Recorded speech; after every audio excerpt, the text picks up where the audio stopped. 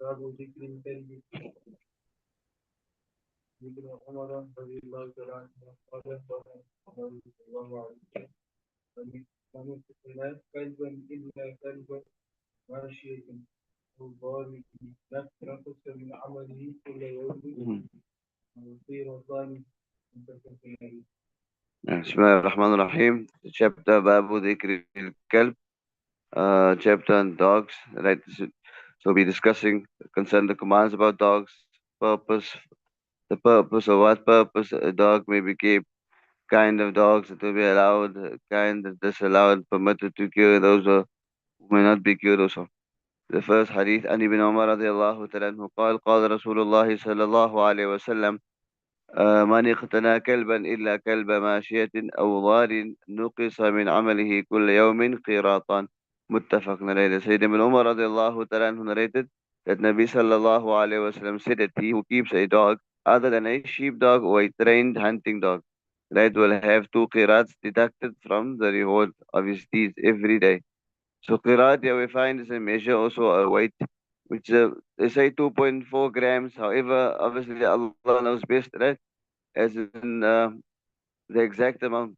Other sides the like amount Uhud. Right? So dogs may be kept for protection of animals, houses or fields or for hunting purposes.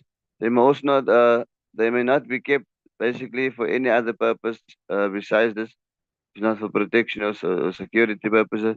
If anyone does, then he will lose this reward. Like we should have 2 qirats of his deeds every day. And the night also, I mean the 2 shares from a large share of his reward will be lost daily. And some ulama say that the reasons for this here is that the angels of mercy don't come close to that home there, right, where a dog is kept. No.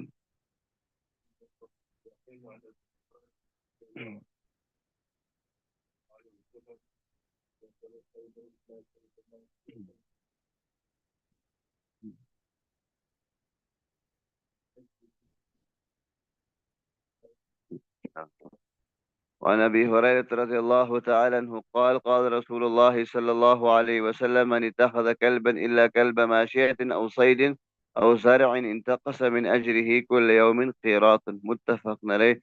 Sayyidina Abu Hurairah radiallahu ta'ala anhu narrated that Nabi sallallahu alayhi wasallam said that he who keeps a dog other than a sheepdog or a hunting dog or a farm dog, right, will have 1 qira deducted from his reward every day. Like we mentioned there, a reduction of reward may be 1 qira or 2, right? So we discussed there the types of dogs a person might have or keep for any other reason beyond that, then one will fall under this hadith.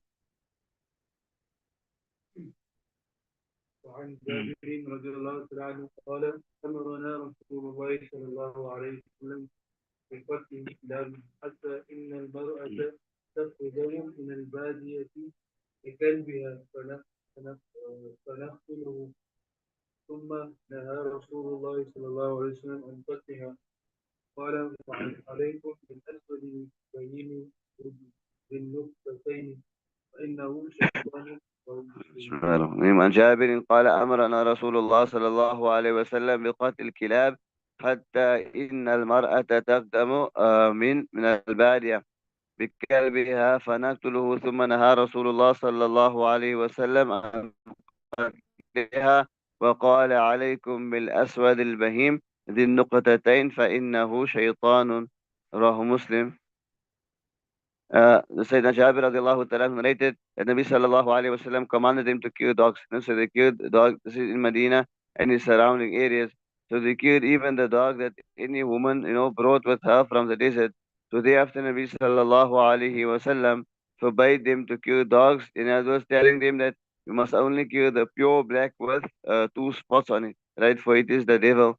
So the ulama say that the command to kill the dogs was restricted to Medina only. So the city was sacred. Nabi Sallallahu Alaihi Wasallam lived over there, and we know that revelation descended on him there, and the angels also came there. So a woman who cared for sheep had a dog with them also. So besides that, they are mentioned in passing. Otherwise, dogs carried by anyone were killed. So the dog with the 2 spots is basically like a very naughty and harmful dog. So it does go the devil. So such a dog is not useful to look after sheep and to hunt also. So Imam Ahmad and Ishaq said that the game caught by this kind of dog is not lawful. Imam Nawawi mentioned that ulama are unanimous about the dog that bites, whether it is black colored or otherwise. And Imam of the Haramain said that eventually the Messenger forbade killing of dogs, even the black dogs also, right? Unless a dog obviously is harmful or it bites all the time, then different case.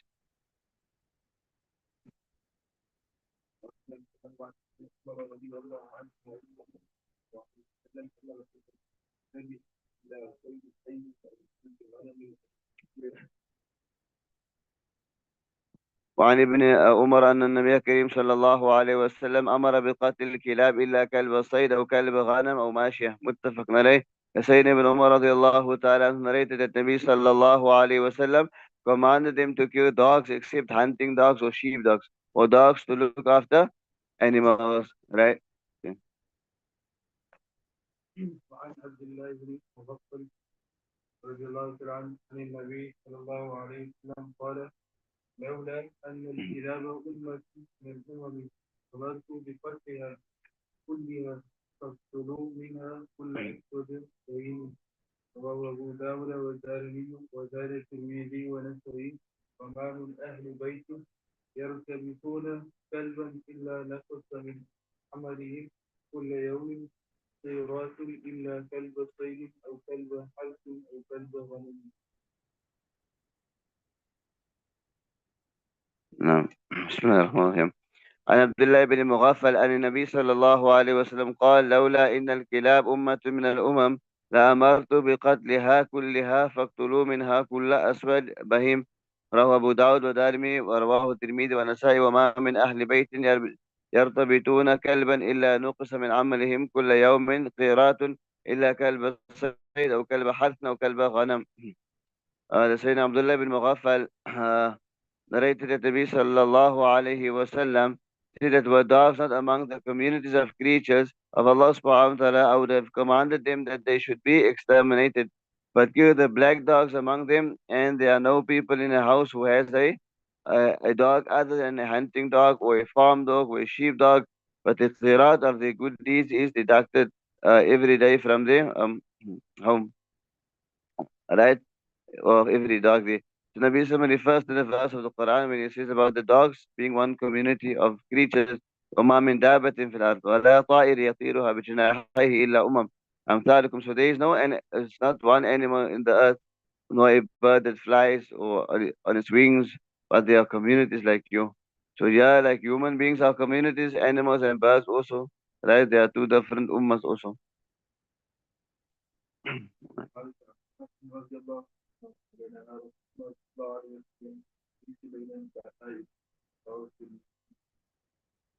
وعن ابن عباس قال نهى رسول الله صلى الله عليه وسلم عن التحريش بين البهائم. رواه تلميذ Abu Dawud. That Sayyidina Ibn Abbas radiallahu ta'ala anhu here mentions that Nabi sallallahu alayhi wasallam forbade putting animals to fight with one another. That instigation people do. So people must not get animals to fight with each other, whether it be whatever animals. Camel fights, elephant fights, dog fights, bird fights, cock fights, that any type of fights between animals to urge animals to fight with each other is completely wrong and forbidden. Mm. باب ما يحل أكله وما يحل الفصل الأول عن أبي هريرة رضي الله تعالى عنه قال قال رسول الله صلى الله عليه وسلم كل ذي ناب من السباع قبل So باب ما يحل أكله وما يحرم, right? That which is lawful to eat and that which is unlawful. So those things obviously that are known to be forbidden and unlawful from the Quran, right? As we know that carrion or dead creatures, animals, blood that flows, pork, swine, meat of animals that is slaughtered in other in the name of Allah subhanahu wa ta'ala. So these as we know it is completely prohibited and haram. First hadith قل لا أجد في ما أوحي إلي محرما, right? على طاعم يطعمه إلا أن يكون ميتة أو دما مسفوحا أو لحم خنزير, right? فإنه رجس أو فسق أهل لغير الله به. So all listener, I find out that which is revealed to me anything forbidden, right, to eat, or the one who eats thereof, except the carrion, they also blood poured forth or flesh of swine or anything, right? This is all fish can reach forth and like say that which is slaughtered for other or in other than the name of Allah subhanahu wa ta'ala is not permissible, right? To eat. And then we find that Nabi Sallallahu Alaihi Wasallam also that included some other things in the list of the forbidden or unlawful things. Example, like we mentioned earlier, also in earlier chapters of the Dhunab, those animals with canines, or the animals with claws also, the domesticated donkeys, right? They will not be allowed. So therefore, the hadith also are mentioned is right about certain animals being forbidden, and ulama also unanimous about they being unlawful, right? With the ulama they differ about the unlawfulness of animals or certain animals because of the hadith which declares them forbidden, right? So then also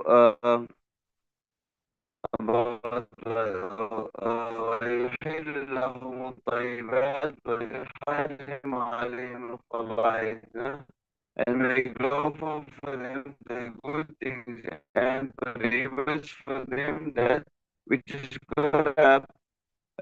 So on the basis of this verse, the Ahnaf declare that so because obviously they think that every in that case, so sound nature is repulsed by them and regards them as filthy. According to Hidayah Imam Malik also and some ulama hold that all living creatures of the sea are lawful to eat, and some ulama make an exception of the sea hog or sea hound. Shafi also holds the opinion that all creatures are lawful, right, from the sea. And besides the verse that أُحِلَّ لَكُمْ صَيْدُ الْبَحْرِ وَطَعَامُهُ, lawful to use the game of the sea and eating thereof. And also the hadith also about tahur ma'u wal hillu maitatu, the water is pure and its dead are lawful also.